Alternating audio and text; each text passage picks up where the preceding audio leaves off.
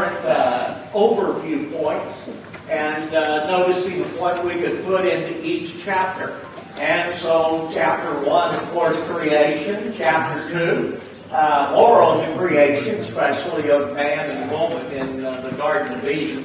And then chapter 3, sin entering in. 4, Cain kills Abel. 5, the genealogy of Adam to Noah. God decides in chapter 6 to destroy the world. That flood begins in chapter 7. It abates in chapter 8. And then the rainbow covenant. The fact that God says, I'll never destroy the earth by water again. Chapter 10, the genealogy and dwelling places of Noah and his sons, going down to Abraham. And then the confusion of languages at the Tower of Babel, and more on the genealogies of Shem to Abram there. God's promise to Abram is first given in chapter 12. That's where we're introduced to Abraham. And then 13, he goes to Canaan goes back to Canaan after having gone down to Egypt. The war of the 4 kings against the 5 kings. And also Melchizedek is introduced in chapter 14.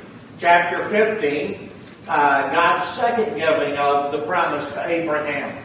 I especially want you to think about being able to name every time where the promises to Abraham are dealt with, because those are going to come important not just to the book of Genesis or Genesis and Exodus, but really they're important to the whole of the Bible, to have that and then follow those promises through as they come about into Christ with the seed promise. Chapter 16 was discussed. Hagar bears Ishmael to Abram. Circumcision covenant was given. These having been covered on Sunday. The sign of the covenant of Abraham. Remember that circumcision covenant in chapter 17, it's giving the promise, especially with regard to the seed promise, the coming of this Messiah, that through thy seed shall all nations of the earth be blessed. The very point, very clearly, of circumcision, the act itself, is to clear the way for the seed. And that is looked upon as a promise that has to do with that seed promise coming to Abraham. And so that becomes an important passage as well. So far, 12, 15, and 17 dealing with that promise given to Abraham. The 3 visitors that come to Abraham. And the promise that come the next year at this same time, the 3 visitors say that Isaac will be born as a child there to Abraham and Sarah. And then Lot's family rescued, Lot and his daughters and wife going out, his wife looking back. Again, that point of looking back is not just that she took a glance backwards. The word has to do with a look of longing. She wanted to go back there. She saw that at home. That was her desire. And for that, she was turned to a pillar of salt. Sodom and Gomorrah are destroyed. So now what we're going to look at is chapters 20 through 24 here this evening in this 5th lesson. All right. Anybody got anything on any of those to this point that we haven't covered, or any questions? Okay, let's go on. Did I see one go up? Okay. All right. In chapter 20, tell me what happens. Like last time, I'm going to give you a visual reminder, but what takes place? Chapter 20.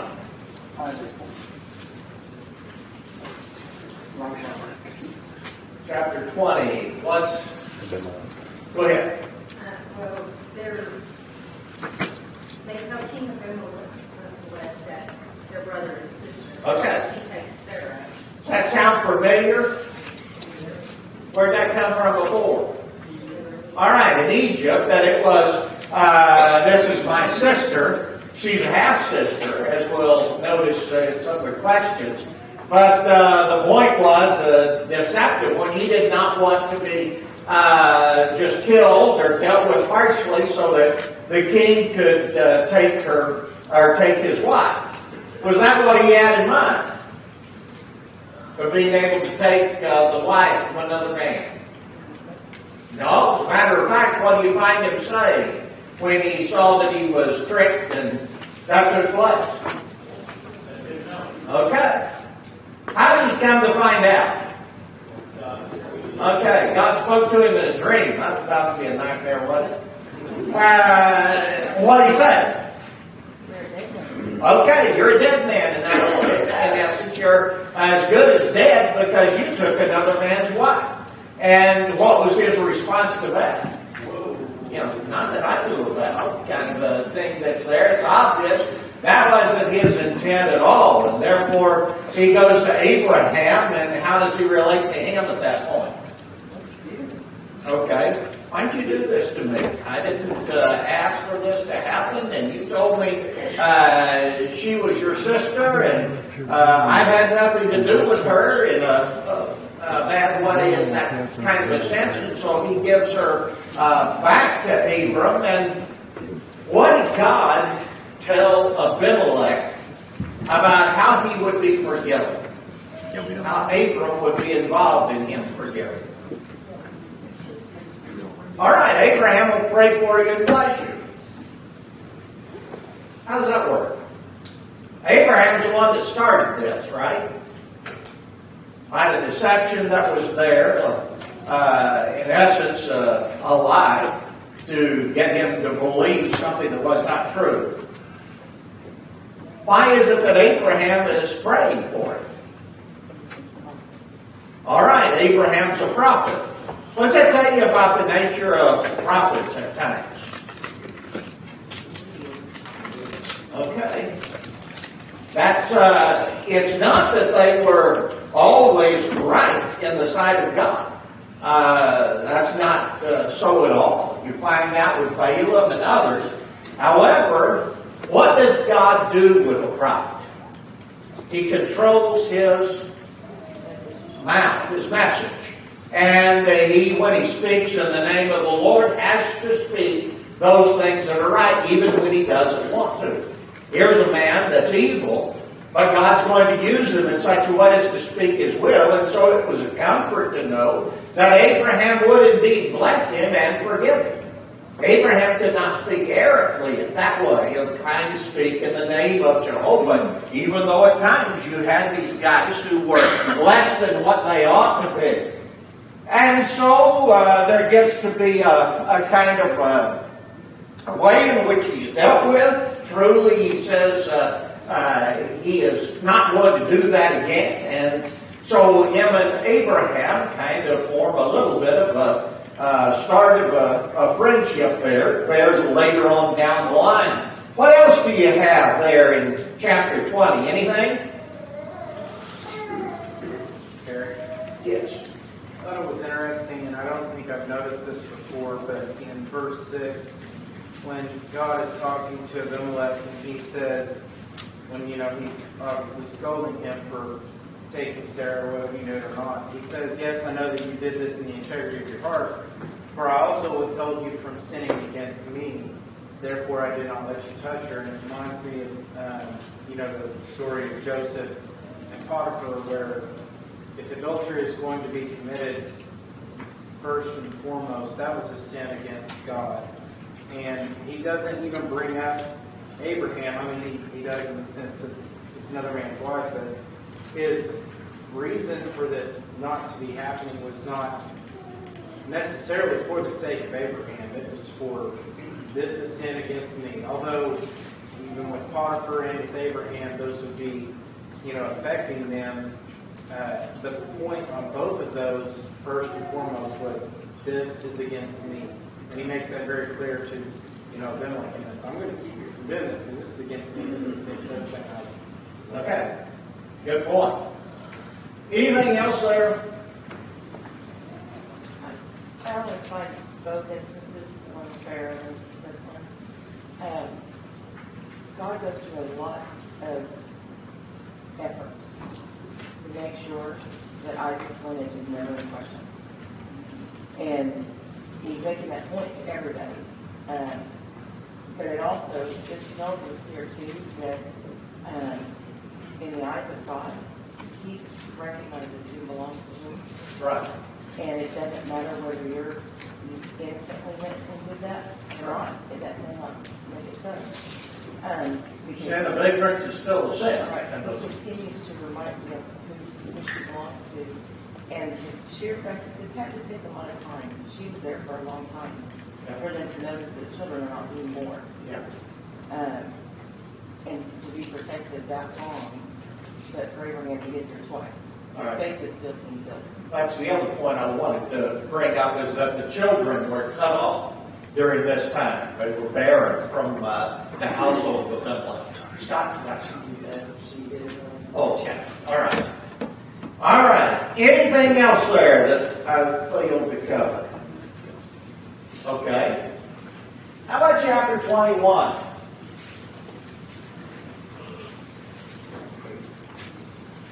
First thing, what?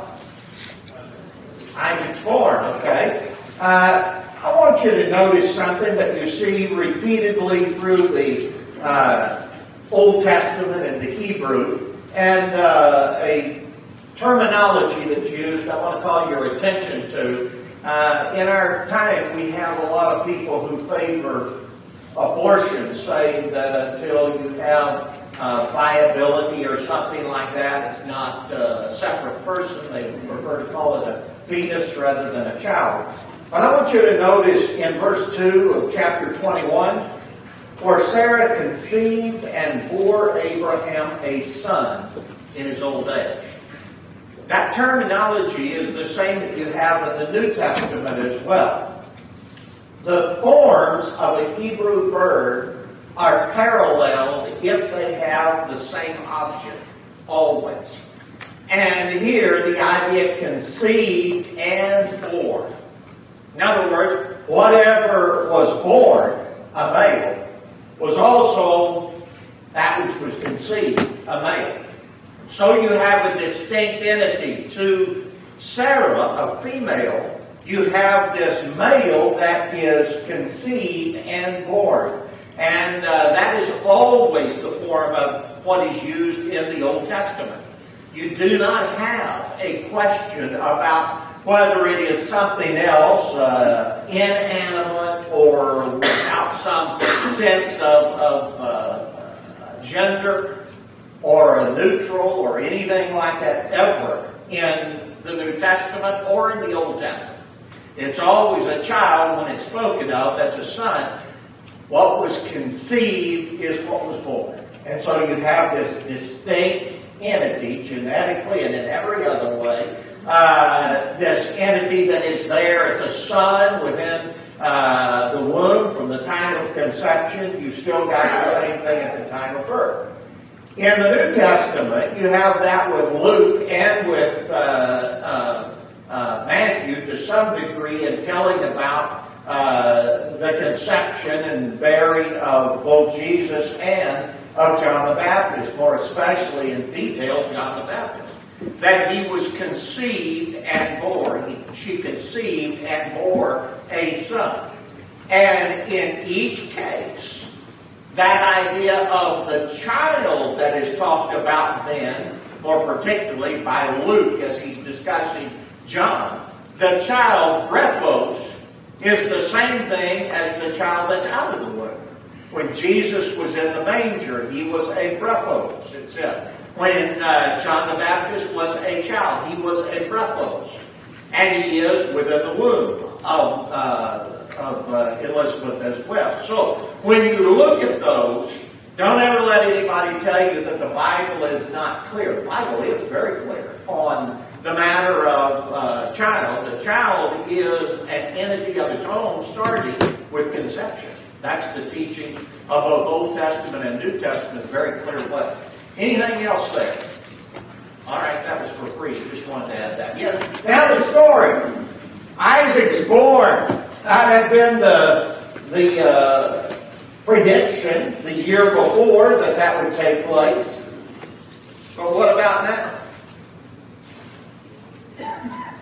Comes to happen, just as it was said. How had Sarah reacted to it when she was told by the visitors? Laughed. What does she say about that when you get into this text?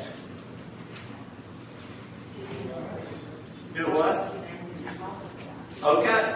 And when you see that statement that is made,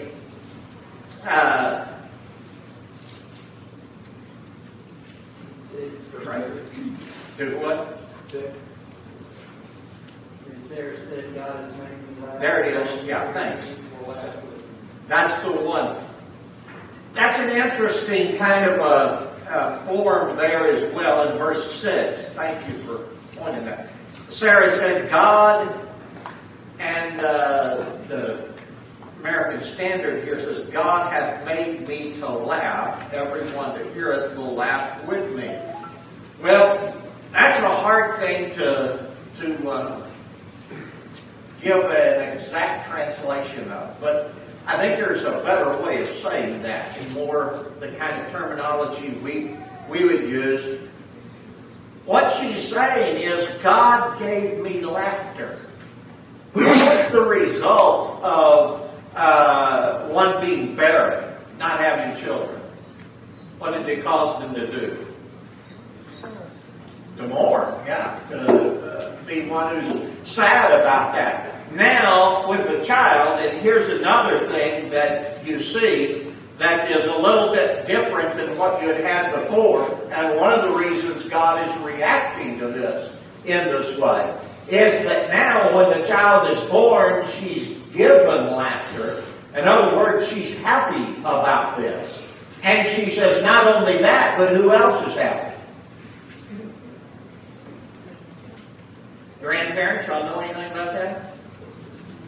Sure, this is the idea. That others that are with you, others that are made to be happy by that child. And that's the point that's brought out here. Is that with this bearing of a child, there is great laughter or a sense of a happiness, a joy that takes place here because of that God has put that laughter into the family, as it's seen in that sort of a way, not just as a joking sort of a sense. So there you have an idea of how this is not taken as harshly in chapters before. Anything else? Okay. When they have the child that's born, Abraham and Sarah, now how does Sarah react to Ishmael? Okay. What does she say?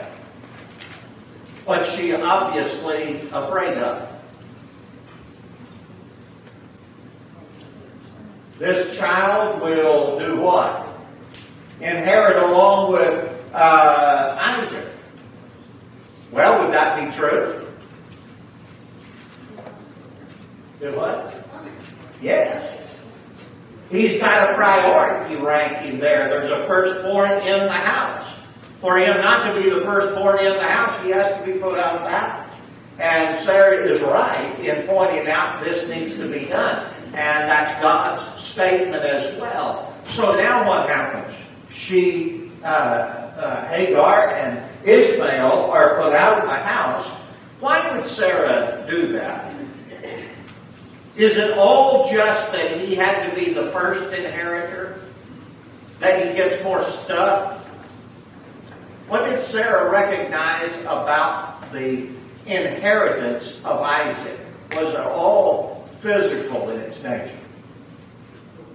No.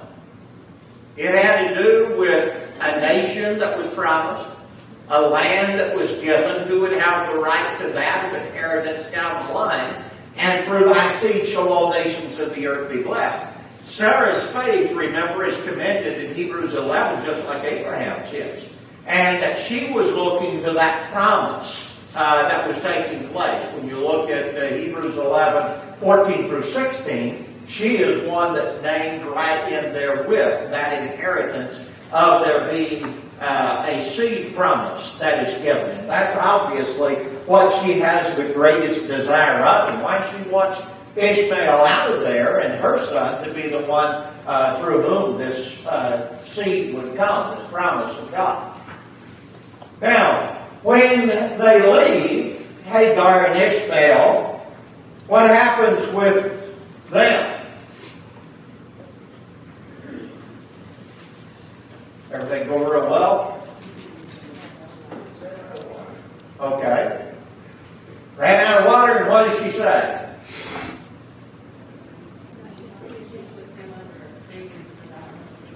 Okay. All right. Does this remind you anything? Back when he first came along, Ishmael did, and some of the things that took place there. Then she was told to go back and deliver the child in the house. Obviously, why? So they could have a care given for her and the child. But now, when it's about the matter of an inheritance, God wants her to go out. But did God take care of her the first time? Why is it she doesn't have a faith in that at all this time? The angel comes and points out that she's to have that water, and he takes care in that sort of a way. And what else does he say is going to happen from Ishmael's seed? All right, there's going to be a great nation. That's good and bad at the same time. Good from the standpoint that this will be a large group that will come from him. Bad in the sense of what kind they were, which is also made very clear both in the story before and in this one as well. Okay, last part of that in chapter 21 is we've got Abimelech back, and we've got a covenant that's made. What's that all about? Do what? A well. Okay, a well. What was going to happen with Abimelech's people? They were going to take this thing over, right? Who had dug the well? Abraham. His servants had, obviously. At that point, it was made there that's why it's theirs. And so, when this is pointed out, what does Abimelech say? All right, Abimelech points out that's yours then. We need to make clear that whole thing is there. And this was cleared in the way for Abraham to have that. The two of them make a covenant. And there's 7 ewe lambs that are given as, I guess you would say, the point of swearing, or that which stood for the covenant. And so that well would have been dug, and it was given to him, to Abraham, because he had the right to that place there. And it was a tree near Beersheba, is where that is. Okay. Anything else there? Go ahead, Matt. So when I was reading it was the Hagar and Ishmael part. When you read it, it almost seems like Ishmael's a young child, but she's putting him under a tree. But wouldn't he have been around 14 to 16 years old? He would have been, because he was how old when he was circumcised? 13 at that time, last time we talked about. That's right. So you would have him about 14 at this point. All right. Anything else? Go ahead. Well, Abraham rebuked Abimelech, but you could tell how Abraham dealt with people.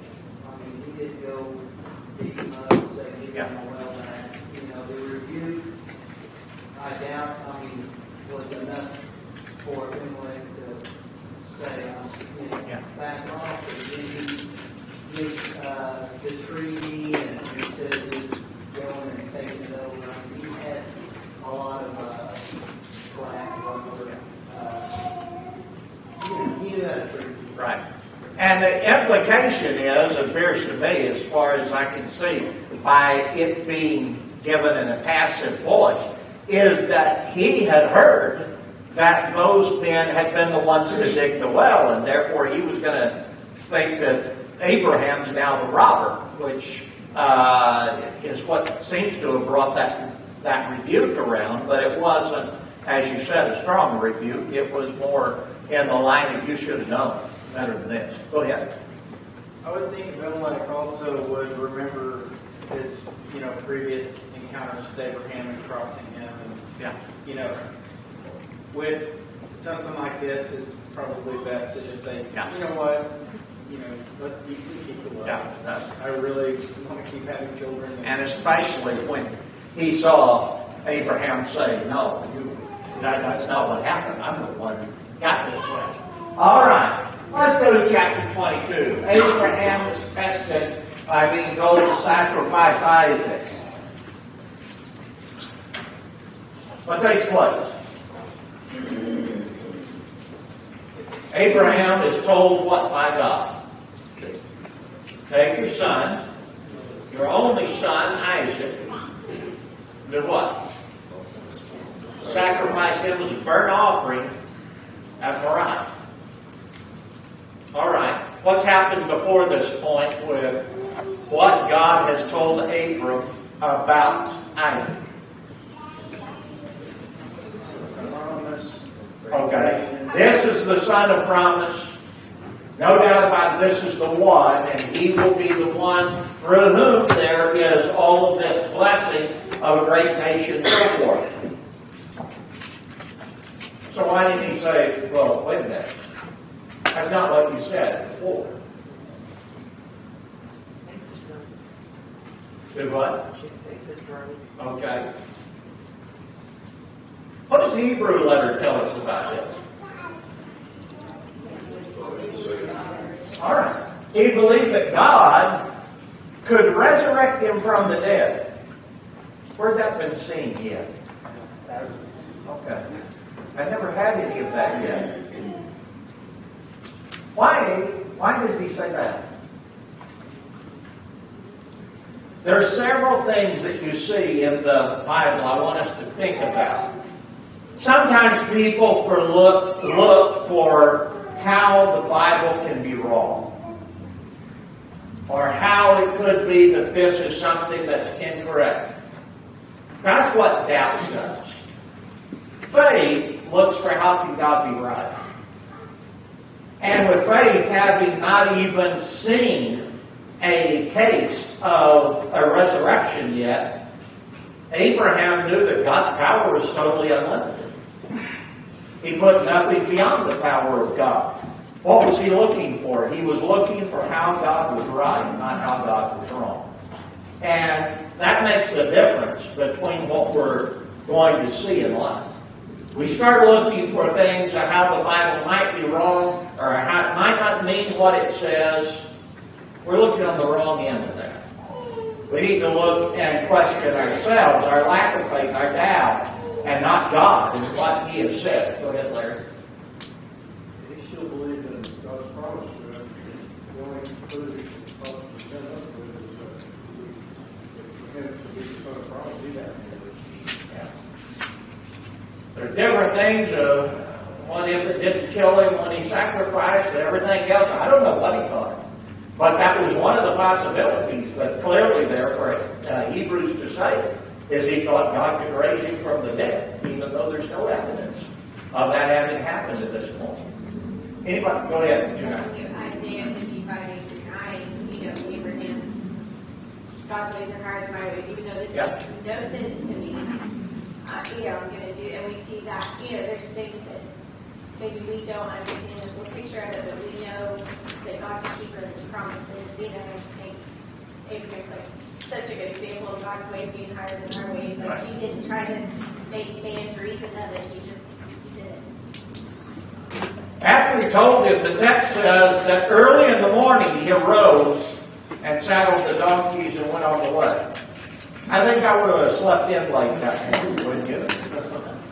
But there is a very clear point. I mean, the point all the way through is Abraham is acting by faith, and he's going to obey God, and he's going to go out of his way to do it as God said, right down the line.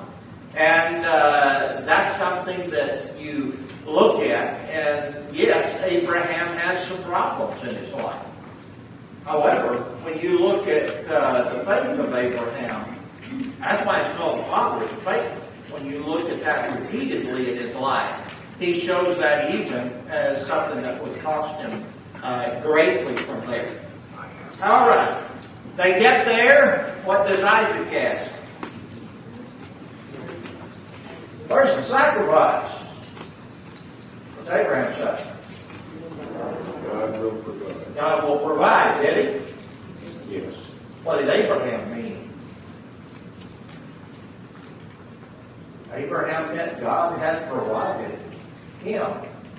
Whatever was going to happen, he fully trusted in God. What God did was stay his hand and then had him to offer of the ram that was caught in the thicket brush nearby. What's Moriah, by the way?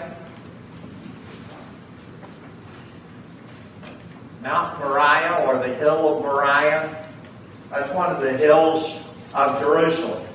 It's later on pointed out in that way. That's where you ultimately have, it's thought, the temple to be there on that particular mount. But there's no doubt that's why it's associated with it in that sort of a way. As you look at this, when you put all of the history together, there's a point being made with this. This is foreshadowing something. Tyler first. I have always wondered, and I know the scriptures don't really tell us, but I have always thought that the process of, God telling Isaac that he will provide, God will provide, and Isaac maybe still not fully understanding what that meant, so they go out there. But I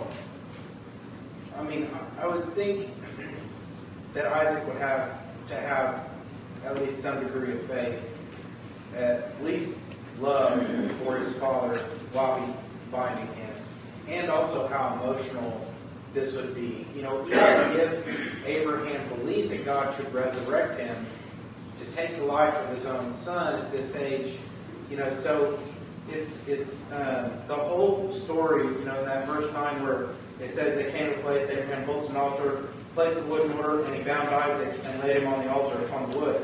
It's one verse, that talks about this whole process in which Isaac is being put on this altar, about to be sacrificed, and I just can't imagine the emotions that, if you think about it in our own mind, what that would be mentally traumatic. Is that one of the first things you'd write about? Is with me too. The Bible, I remember when I was about 9 years old, there was a preacher there in Corpus Christi who gave a lesson, and he said, if I wrote the Bible. And I thought, it's kind of not sure what he's going to say, but that was the point. That there are a lot of things I wonder about that really would come in my mind automatically, and yet the Bible doesn't tell us those things. It tells us what we need to know for the purpose of the story of Scripture. And that's like me. I think all of us would say, man, what was he doing? What was Isaac doing during this time?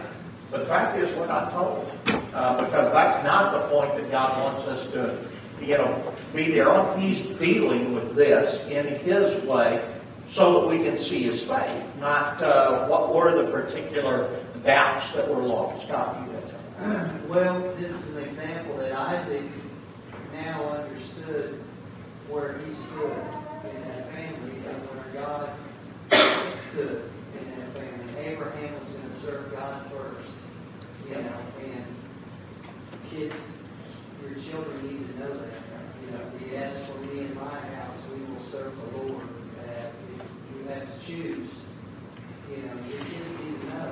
That's You're right. going to have to choose. You're going to choose God. Awfully good points to be made in here that are practical. Go ahead. No, that's not right. Anybody else? One thing about this story, and the story of Job that scares me, you have two men of great faith who have their faith tested. And it scares me simply because when might we have our faith tested in that way? So it's a scary thing. That's right. I don't know of any greater one than losing children. That's got to be up there at the very top. Number 23, Sarah's death, her burial. It took place in Hebron, we're told, the cave of Machpelah. That's the only piece of property that Abraham owns. It's the only place that is his title when he dies. Hebron was in this area down toward the south, and if you look at it, just to the south and east of Hebron is Machpelah, mostly to the east. And that is where you have that taking place. You can go over there into Israel now, and they'll show you at least 4 or 5 different tombs that are the tomb of the cave of Machpelah. If you're interested, they don't have any clue, and we don't either. But that's where the whole thing was. All right. Now, chapter 24. What did Abraham say to his servant in sending him away? Okay. Find a wife for the son. Why not one that's in the land of Canaan?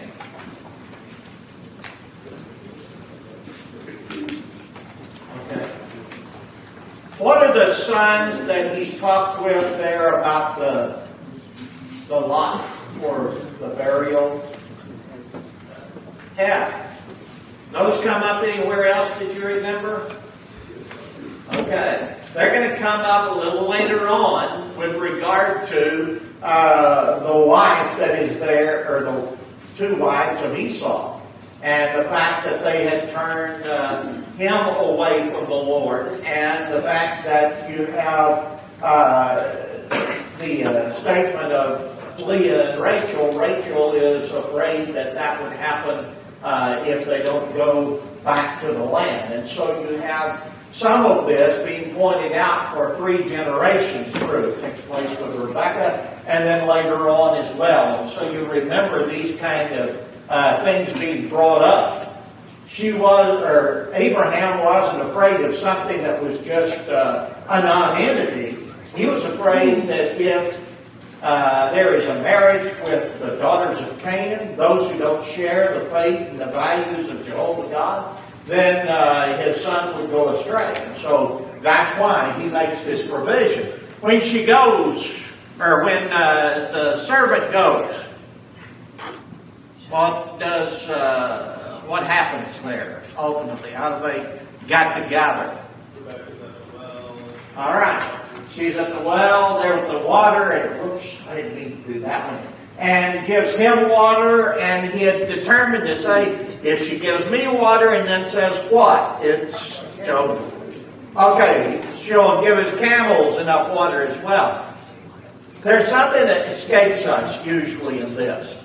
Any of you know about camels, how much water it takes to fill up a camel? That is a ton of work, is the point. And that's what is meant by this. We miss that a lot of times. It's not like saying, well, I give my horse a drink or something there. Camels drink like crazy. And this was a lot of work for her to give the camels all to be filled with that as well. So, she's ready to go. What happens with Laban and them? Well, why don't you wait for at least 10 days? Does this sound familiar to what that you've heard about what's coming down the line? Laban's going to deal like this with Leah and Rachel as well. We're going to get to that a little bit later. How did the servant take care of that? No, we're going in the morning. And they took off and headed back. Now, there is Rebekah looking out across the plain. She sees the one that is out there. She asked the servant, who is that? And he said, that's your betrothed. So what does she do? She puts on what? Her veil. When you look at questions, there's some that are questions among our brethren, it seems to me this is very easy. A veil is worn not to show subjection of a woman to men in general. Never. You don't have that taught in the Scripture. A veil was seen to show the subjection that a wife has toward her husband. There is a place with regard to women and men. But subjection is something that takes place between a husband and wife, period. Now, I'm not talking about what you have with women in general towards men in general. And so here it is. What's that servant? That servant's a male, right? If it's women in general who are in subjection to men in general, why didn't she have the veil on them? But when she sees her betrothed, her husband, what does she do? There's the point of a veil. And that's the idea of what it meant in biblical times. Okay, well, we got through with all of that. What did we learn in 20? I'm going to do this till the kids start coming in. 20? Okay, Abraham and Abimelech, 21. All right, Isaac is born. Hagar and Ishmael are taken away. Abraham's tested by God and offering up Isaac, 22, 23. Okay, you have Sarah's death and the burial in the cave of Machpelah near Hebron. Now what about 24? All right, you got the servant going out to find a wife for Isaac, who was Rebekah. Anything else there? Got plenty of questions that we would have taken on, but hopefully you got those. If you got any questions about them, just ask Kurt, because he knows everything about that, and he'll be glad to answer it on Sunday.